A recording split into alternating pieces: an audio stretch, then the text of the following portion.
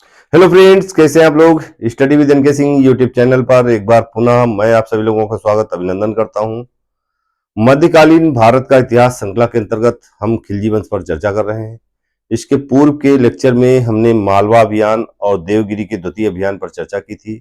आज हम इसी श्रृंखला को आगे बढ़ा रहे हैं। तो चलिए शुरू करते हैं। अलाउद्दीन का विजय अभियान। अलाउद्दीन का विजय अभियान।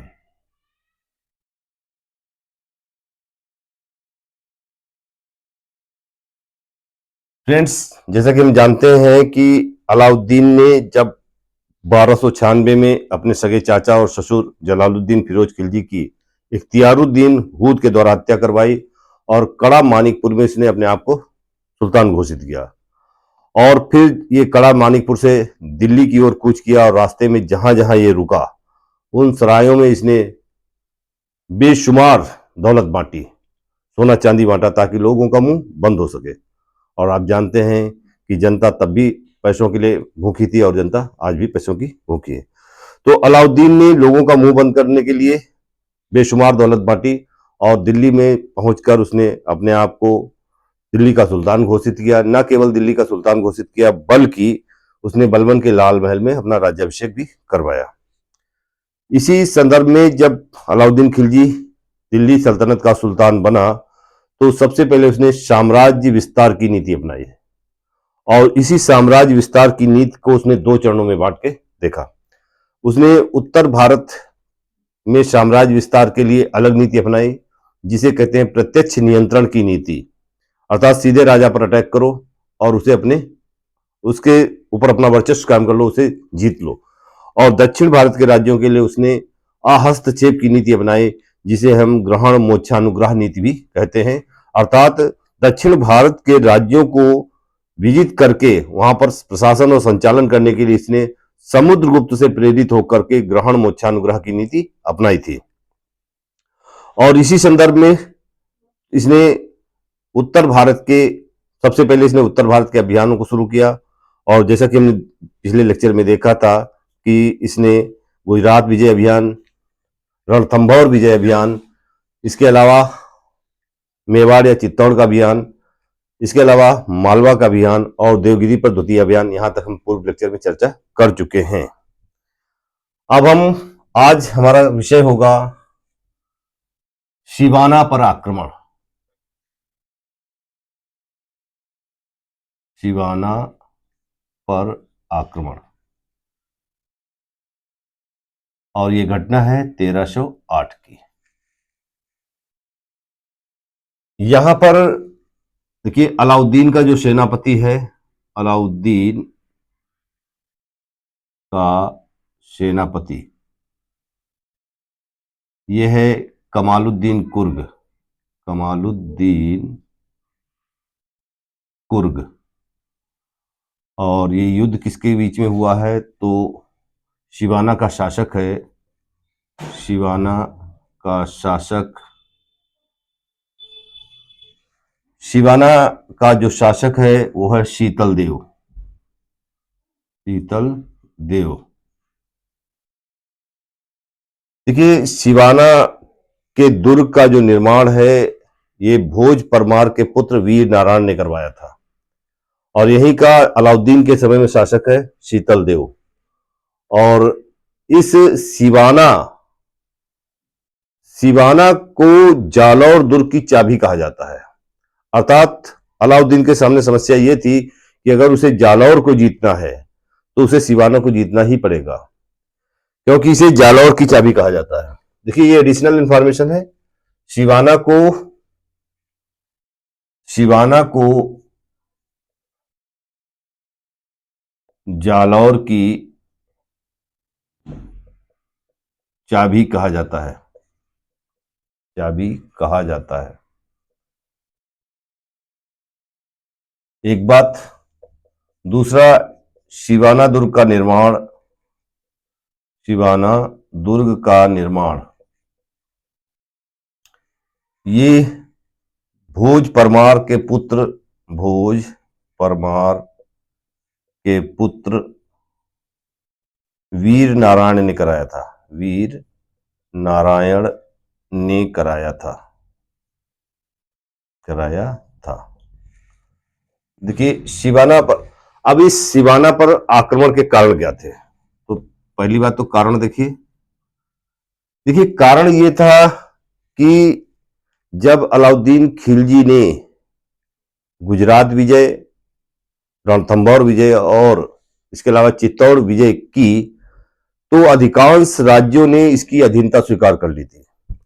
लेकिन सिवाना और जालौर के शासक, अर्थात सिवाना का शासक शीतल देव, जिसे कहीं कहीं पर सातल देव के नाम से भी लिखा मिलता है, और जालौर का शासक कान्हड़ देव सोनगरा ने इसकी अधीनता स्वीकार नहीं की थी। तो पहली बात तो है शीतल देव के द्वारा, शीतल देव, इसे कहीं कहीं सातल देव भी लिखा मिलता है, सातल देव के द्वारा अधीनता स्वीकार न करना, अधीनता स्वीकार न करना एक कारण तो यह है।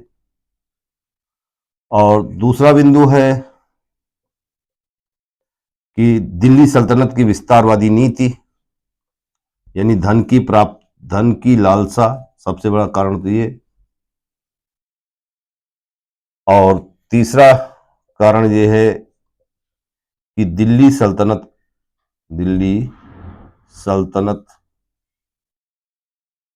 की विस्तारवादी नीति।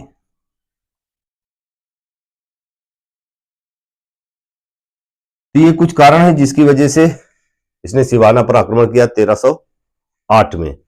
और इस सिवाना पर आक्रमण के समय अलाउद्दीन खिलजी की सेना का जो सेनापति है वो कौन है? तो कमालुद्दीन कुर्ग है, और इधर से शीतल देव है। परिणाम आप जानते ही हैं, परिणाम शीतल देव वीर गति को प्राप्त होगा, शीतल देव वीर गति को प्राप्त हुआ, वीर गति को प्राप्त हुआ। और छत्राणियों ने जौहर किया, और स्त्रियों ने जौहर किया।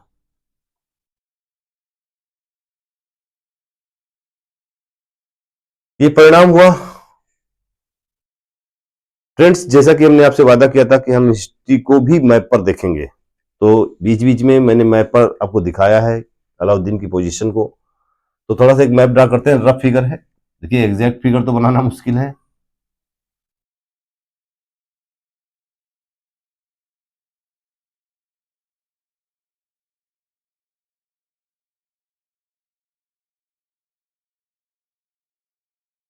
ये आप जानते हैं कि एक रफ फिगर मैंने ड्रा किया है। आप जानते हैं कि ये जो है ये कच्छ की खाड़ी है। क्या है? कच्छ की खाड़ी। और ये जो है ये खंभात की खाड़ी है, खंभात की खाड़ी। और इधर ये अरब सागर बह रहा है, अरब सागर। नीचे में ये हिंद महासागर, इंडियन ओशियन, हिंद महासागर। और इधर बंगाल की खाड़ी।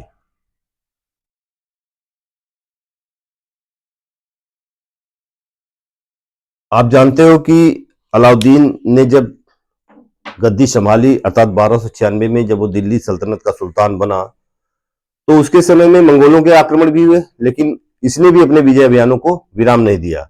अर्थात इसकी विश्व विजेता बनने की लालसा इसे बैठने नहीं दे रही थी, क्योंकि ये सिकंदर के समान विश्व को जीतने का मानस रखता था, सिकंदर के समान ये विश्व को जीतना चाहता था। तब इसके मित्र और दिल्ली के कोतवाल अलाउल मुल्क ने इसे समझाया कि देख भाई, सिकंदर भी तूफान की तरीके से आया था और आंधी की तरीके से वापस लौट गया, और लौटते समय ही बेबीलोन में उसकी मौत हो गई थी। तो विश्व विजय का मानस तो त्याग दे, सिकंदर भी विश्व को नहीं जीत पाया था, तो ऐसा करो पहले तुम संपूर्ण भारत विजय कर लो। तो तब से इसने विश्व विजय का जो मानस त्याग दिया, लेकिन संपूर्ण भारत को विजित करने की इसकी दृढ़ इच्छा शक्ति बलवती होती रही। और इसी संदर्भ में जब ये गद्दी पर बैठा, तो सबसे पहले आप जानते हो कि ये यहां पर मान लीजिए ये दिल्ली है, दिल्ली, ये यहां पर कड़ा मानिकपुर है, कड़ा मानिकपुर, कड़ा मानिकपुर, यहां पर ये अवध मान लीजिए। अब आप जानते हो कि जब ये सुल्तान नहीं था तब इसने भिलसा पर आक्रमण किया था। भिलसा उन दिनों मालवा के अंतर्गत आता था और आज की डेट में वो मध्य प्रदेश का विदिशा क्षेत्र माना जाता है। तो यहां कहीं पर ये मान लो ये भिलसा है, जहां पर इसने आक्रमण किया उसे जीता। इसके बाद में ये गुजरात है, गुजरात, आप जानते हो गुजरात पर राजा कर्ण सिंह बाघेला को हराया था। इसकी तरफ से कमांडर थे नुसरत खां और उलुग खां। और यहां पर ये खंबात की खाड़ी, ये बंदरगाह था, इसको बोलते हैं कैम्बे, कैम्बे बंदरगाह। तो इसने कैम्बे बंदरगाह को भी जीत लिया था। और कैम्बे बंदरगाह को जीतने के पीछे इसकी मंशा क्या थी? मंशा थी इसे अरबी घोड़ों की प्राप्ति को सुनिश्चित करना था। धन लालसा, साम्राज्य विस्तार की नीति तो इसके कारण है, लेकिन मुख्य जो कारण था वो अरबी घोड़ों की प्राप्ति को सुनिश्चित करना था, क्योंकि अरबी घोड़े जो इसी बंदरगाह पर आकर के उतरते थे।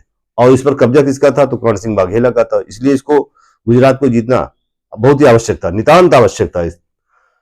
इसी बीच में आप जानते हो यहाँ पे ये रणथंभौर है, रणथंभौर, आप जानते हो 1299 में इसने गुजरात पे आक्रमण किया, कर्ण सिंह बाघेला को पराजित किया। फिर 1301 में रणथंभौर के शासक हमीर देव को पराजित किया। और यहीं पर एक जगह है चित्तौड़, तो चित्तौड़ के राजा राणा रतन सिंह को इसने 1303 में पराजित किया। इसके बाद में ये वाला जो क्षेत्र है, ये यहाँ पर ये मालवा का क्षेत्र है, मालवा, मालवा का क्षेत्र है। इसने मालवा के राजा महालक देव को पराजित किया। यहीं पर नीचे महाराष्ट्र के यहाँ पर आ जाइए, यहाँ पर ये देवगिरी है, देवगिरी, देवगिरी के राजा रामचंद्र देव को इसने पराजित किया। यही नहीं, जब इसने मालवा पर आक्रमण किया था तो इसने चंदेरी, यहाँ पे चंदेरी, इसके अलावा ये चंदेरी के अलावा धारा, ठीक है, इसके अलावा ये यहीं पे उज्जैन, उज्जैन, इन तमाम चीजों को इसने विजिट कर लिया था। ठीक है, तो शिवाना, अब ये राजस्थान का ही एक हिस्सा है। यहां पर मान लीजिए शिवाना, ये शिवाना, शिवाना, यहां पर इसने आक्रमण किया। और आप जानते हो परिणाम आपके सामने है कि शीतल देव इसमें वीर गति को प्राप्त हुआ। स्त्रियों ने जौहर कर लिया।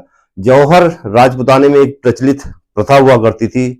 जब राजा महाराजा युद्ध में युद्ध करते हुए वीर गति को प्राप्त हो जाते थे, अर्थात केसरिया हो जाते थे, तो छत्राणियां सामूहिक आत्मदाह कर लेती थी, अपने आप को आग में भस्म विभूत कर लेती थी। इसी प्रथा को जौहर कहा जाता है। ठीक है, तो सिवाना को जीतना उसके लिए आवश्यक इसलिए था क्योंकि उसका मुख्य टारगेट जालौर था। और जालौर को, सिवाना जो है वो जालौर के लिए चाबी था। बिना सिवाना को जीते जालौर को जीतना नामुमकिन था। इसलिए इसने सबसे पहले टारगेट किया 1308 में सिवाना को, और इस तरीके से सिवाना को जीत लिया गया। स्क्रीनशॉट लेना है तो ले सकते हैं। चर्चा को आगे बढ़ाते हैं।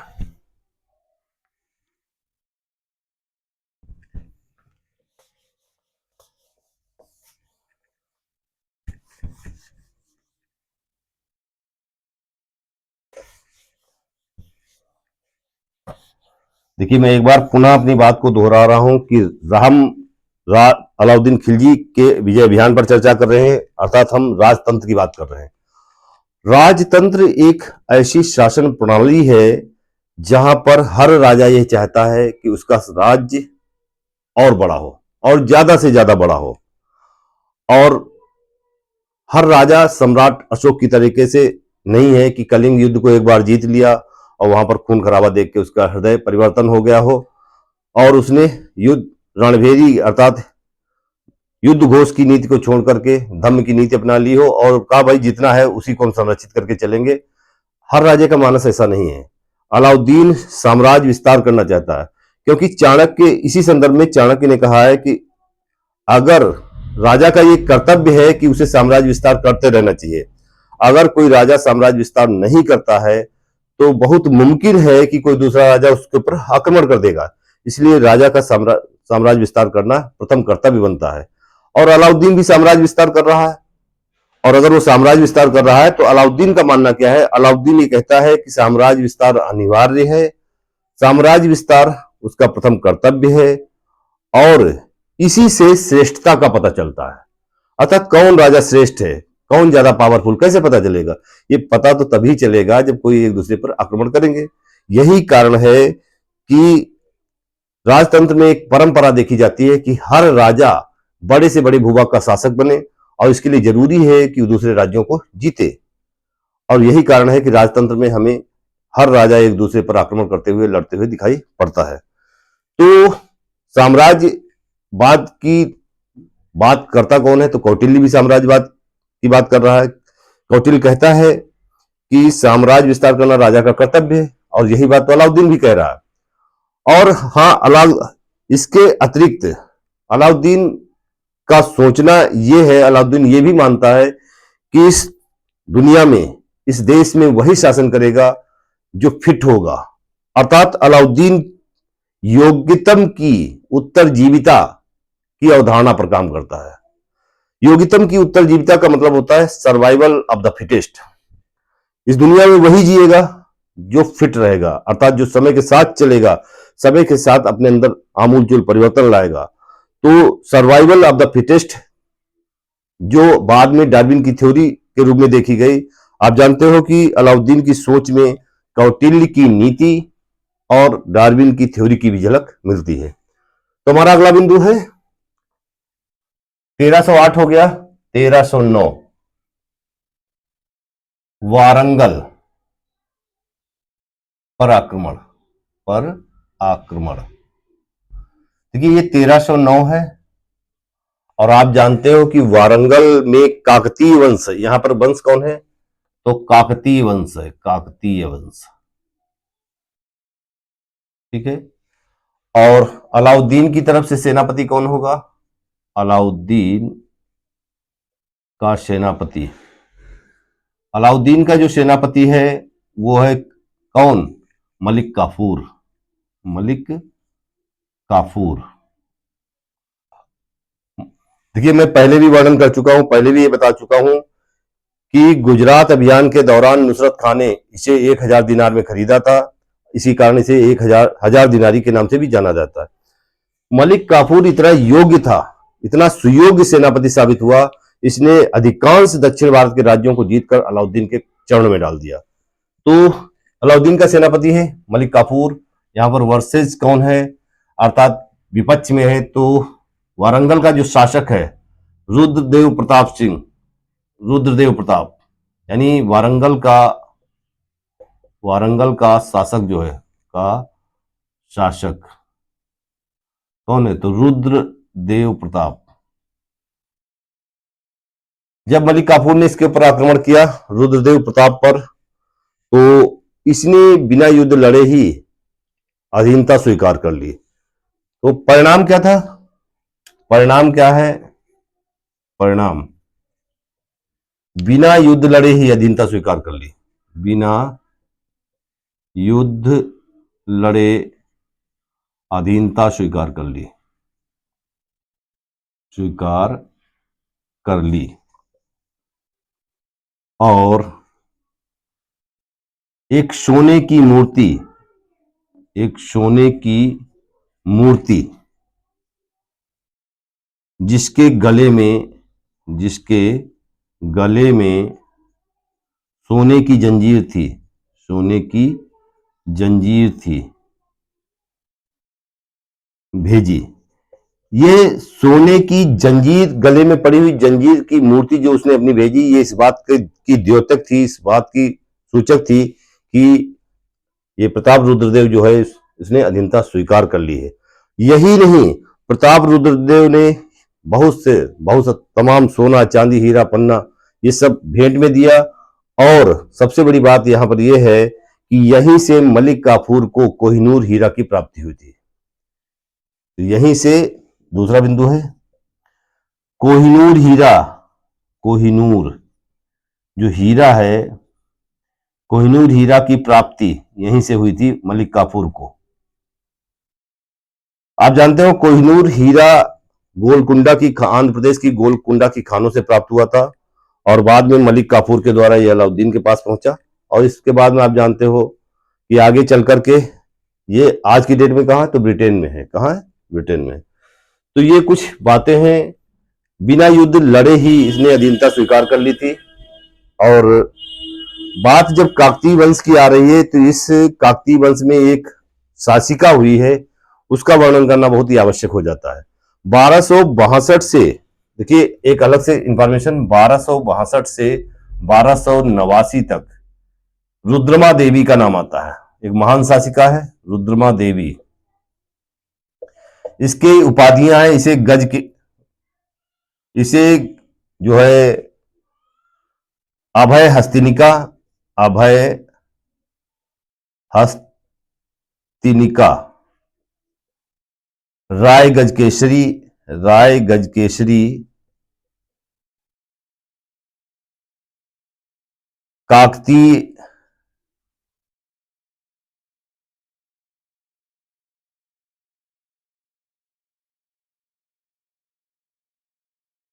इसे राय गजकेसरी, अभय हस्तिनिका और काकतीय बाला के रूप में भी जाना जाता है। आई थिंक कुछ ऐसे ही, कुछ दिमाग से उतर रहा है। काकतीय बाला के रूप में भी इसको जाना जाता है।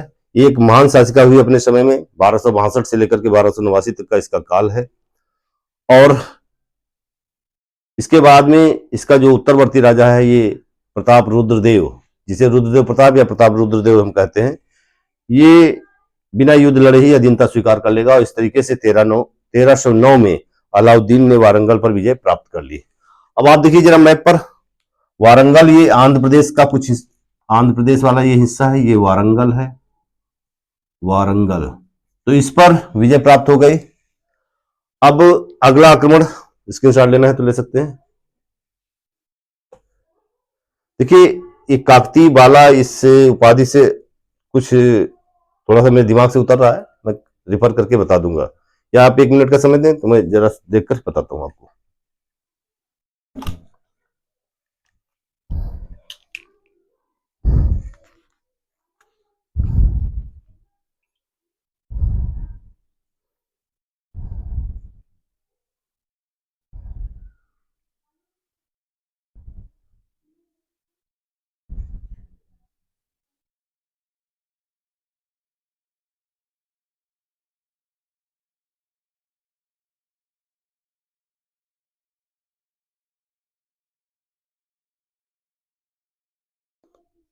रुद्रमा देवी,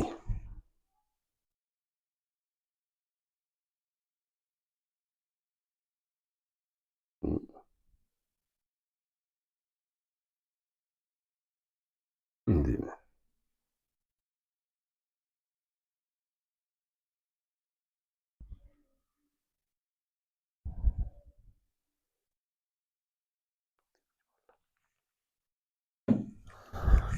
देखिए काकतीय वाला नहीं, काकतीय भुजवाला है। आपका 2 मिनट का समय लगा, मेरे दिमाग से कुछ उतर रहा था। तो ये काकतीय भुजवाला के नाम से भी जानी जाती है। अगर हम वारंगल के विषय में चर्चा कर रहे हैं तो इस महान शासिका रुद्रमा देवी के विषय में चर्चा करना अनिवार्य बन जाता है। ये इसी काकतीय वंश की 1262 से 1289 के बीच में शासिका रही है। तो इसे अभय हस्तिनिका, राय गजकेसरी और काकतीय भुजवाला के नाम से भी जाना जाता है। तो इस तरीके से देखा जाए तो 1309 में वारंगल पर विजय प्राप्त कर ली मलिक काफूर ने, और एक और विजय शामिल हो गई। स्क्रीनशॉट लेना है तो ले सकते हैं, चर्चा को आगे बढ़ाते हैं।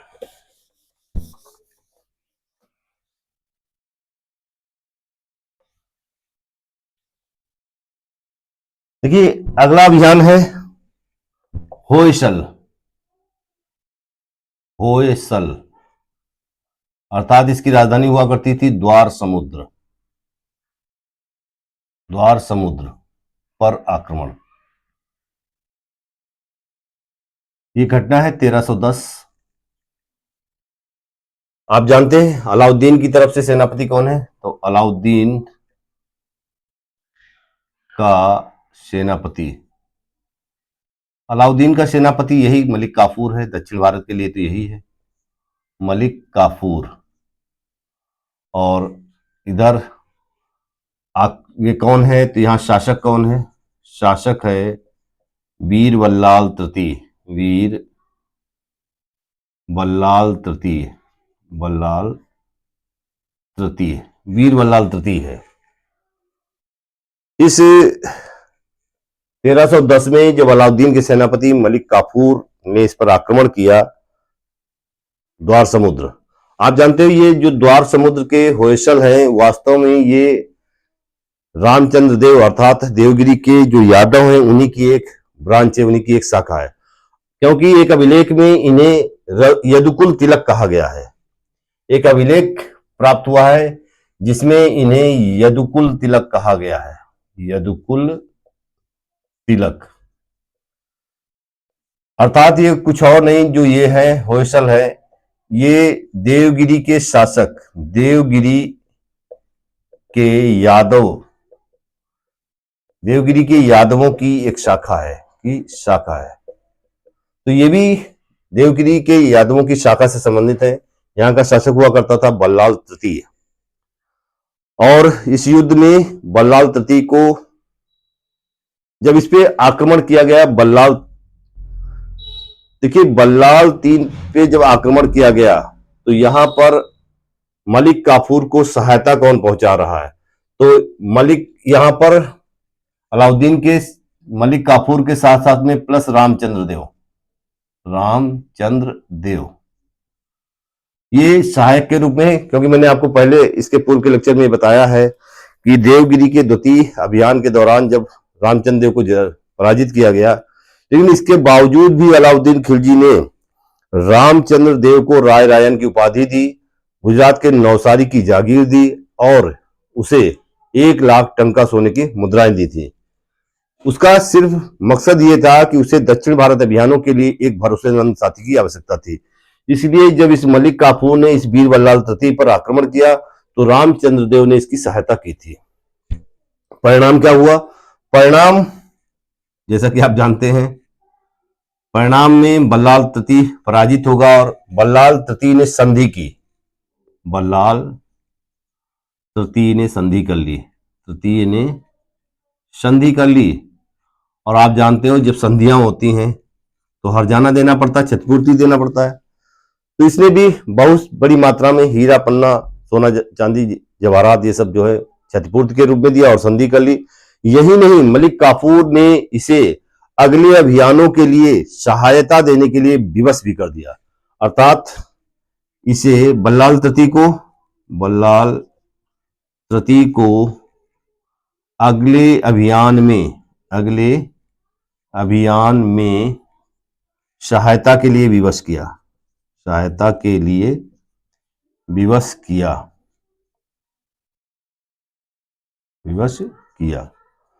तो इस तरीके से 1310 में ये जो यहां पर होयसल है, ये होयसल इस पर भी अलाउद्दीन का कब्जा हो गया। और इसके बाद स्क्रीनशॉट लेना है तो ले सकते हैं, चर्चा को आगे बढ़ाते हैं।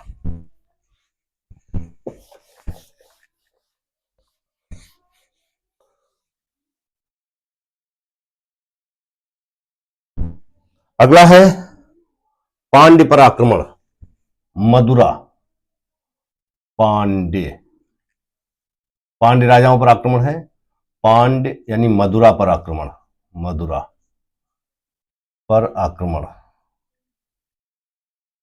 और ये 1311 की बात है। पांड्य पर आक्रमण 1311 में पांड्य नरेश के 2 पुत्रों, ये देखिए यहां पर अलाउद्दीन का सेनापति कौन होगा,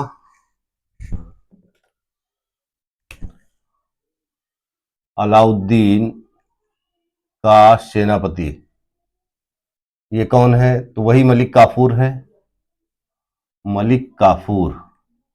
और जैसा कि इसके साथ में इसकी सहायता कौन करेगा, तो इस बार इसकी सहायता करेगा बल्लाल तृतीय सहायता करेगा, क्योंकि इसको पिछले युद्ध में विवश किया गया था। और ये वर्सेस कौन है, तो यहां पर देखिए पांड्य शासक है,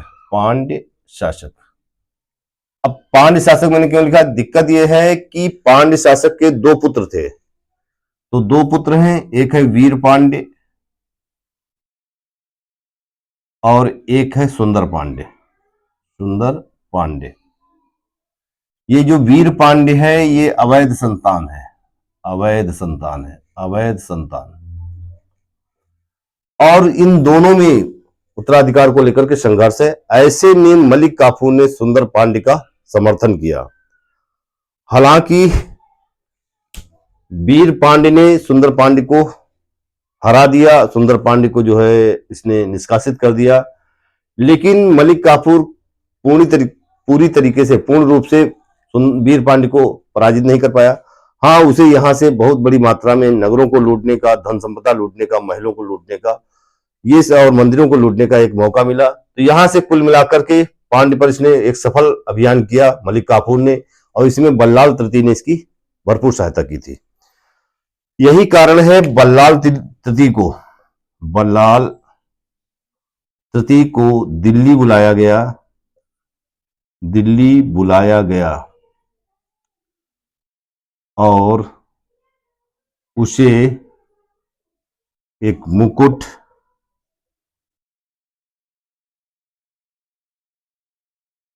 एक मण, एक छत्र और 10 लाख टंकाएं प्रदान की गई। स्वर्ण टंकाएं हैं, टंकाएं, अर्थात अलाउद्दीन ने खुश होकर के एक मुकुट, एक छत्र और एक 10 लाख स्वर्ण टंकाएं बल्लाल को इस बात से खुश होकर के प्रदान की क्योंकि इसने पांड्य पर आक्रमण के समय मलिक काफूर की सहायता की थी। 1311 में एक आक्रमण और देखने को मिलता है। तो देखिए यहां पर पहले तो यहां पर हम चर्चा कर लेते हैं। ये है मदुरा, यहां पर पांड्य है, अर्थात ये पांड्य शासक है, पांड्य शासक। 1311 में एक घटना का उल्लेख करना और आवश्यक हो जाता है, जालौर पर आक्रमण। जालौर पर आक्रमण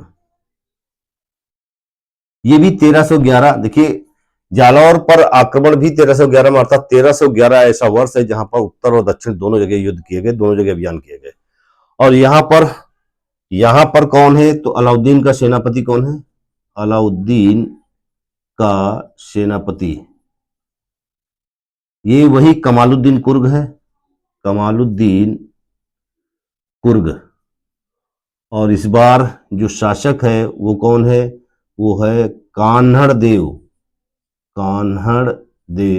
सोनगरा। कान्हड़ देव सोनगरा के खिलाफ ये अभियान किया गया और परिणाम आप जानते ही हैं कि कान्हड़ देव वीरगति को प्राप्त हुए, स्त्रियों ने जौहर किया।